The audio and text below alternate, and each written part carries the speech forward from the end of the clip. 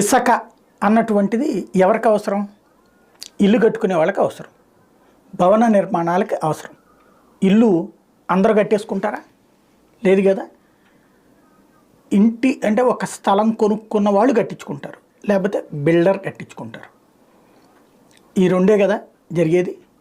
కానీ ఈ ఇసక అన్నటువంటి దాన్ని దోచుకోవడం అనే కంటే కూడా సంపాదించుకోవడం అన్నటువంటిది అధికారంలో ఉన్న వాళ్ళకి సహజంగా అలవాటు అవుతుంది.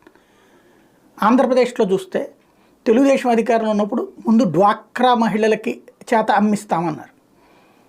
డ్వాక్రా మహిళలు ముందు పెట్టి మొత్తం ఎమ్మెల్యేలు తీసుకునేవాళ్ళు, లేకపోతే లోకల్గా ఉన్నటువంటి టీడీపీ వాళ్ళు తీసుకునేవాళ్ళు. ఆ తర్వాతన ఫ్రీ అన్నారు, అందరికీ ఫ్రీ అన్నారు. ఎక్కడ ఎవరికి ఫ్రీ వచ్చేది కాదు, అంతా పట్టుకెళ్ళడం, డబ్బులు పెట్టి కొనుక్కోవడం. తర్వాత ఆ సమస్యను పరిష్కరించి ఒక పాలసీ తెస్తానన్న జగన్మోహన్ రెడ్డి తన అధికారంలో